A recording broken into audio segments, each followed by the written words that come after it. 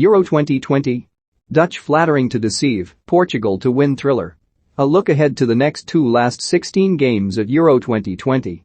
Belgium v Portugal should be a cracker. Another chance for the Netherlands to flatter to deceive. The Netherlands are yet to face serious opposition at this tournament, and luckily for Frank de Boer, they might not have to until at least the semi-final stage, although there is every chance whichever of Wales or Denmark qualifies through to the last 8 will cause an upset.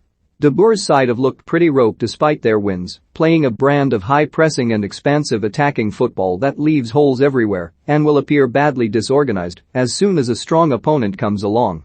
There is an outside chance this will happen against Czech Republic, who will approach this match as they did the 1-0 defeat to England, by sitting back and hoping to force the Netherlands into dull sideways possession.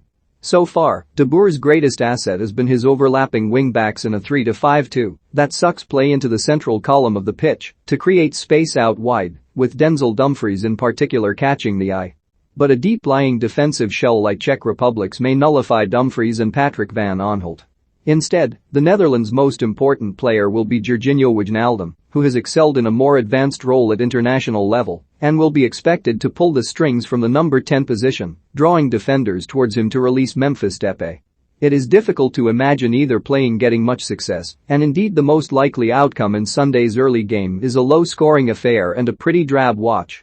Ultimately, the Netherlands should have enough to advance, although looking at the way they almost collapsed against Ukraine in their first group game, it is not inconceivable that Czech Republic will provide the first major upset of the knockout stage. Ukraine's first goal exposed some seriously poor positional play through central midfield, with a woefully large gap left open for Andriy Yarmolenko to pick his spot. Patrick Schick will have taken note of that. And Ukraine's second goal was a header from a set piece. Czech Republic scored a header from a free kick against Scotland and won a penalty against Croatia from a very similar situation. Set pieces could give them the chance to take the Netherlands to extra time, although on balance the difference in quality between the two nations should allow De Boer to once again flatter to deceive. Bet Builder. Back the draw at halftime, 6/5 cent, under 2.5 goals, 10/11 sat, 2.99 creaking defenses, point to one of the games of the tournament. This is undoubtedly the standout game of the round, and not just because both nations expect to reach the latter stages of the competition. For Portugal, this is probably Cristiano Ronaldo's last chance to add to his trophy collection at international level, while Belgium would be embarrassed to see their golden generation end with such an early exit. But tactically speaking, it also promises to be an exceptionally good match.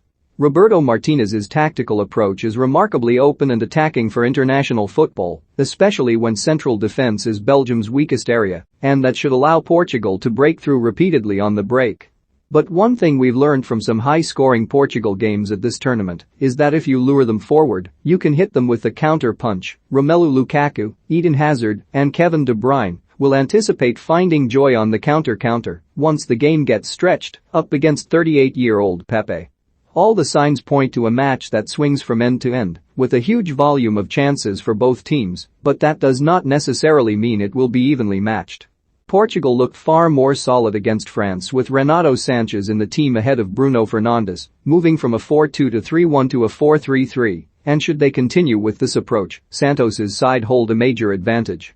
This will give them a 3-on-2 in midfield, and with Sanchez line-breaking dribbles and press resistance, that platform can set Cristiano Ronaldo and Diogo Jota away behind that worryingly high Belgian defensive line.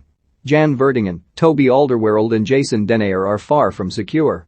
If that wasn't enough to worry Belgium, Portugal are also significantly stronger down their right side of the pitch. Bernardo Silva hasn't had his best tournament so far, but he can spring into life on Sunday up against Belgium's Thorgan Hazard or Yannick Carrasco, neither of whom are natural left-wing backs. Picture Nelson Semedo overlapping and it's tough to look beyond Portugal advancing. Belgium have had an easy ride so far at Euro 2020. Portugal could be a huge shock to the system. Bet Builder. Back Portugal to win, 21/10 cent, over 2.5 goals, 11/10 sat, 4.64 odds correct at the time of publication. 18 plus. Please gamble responsibly. Visit begambleaware.org. Alex Keeble.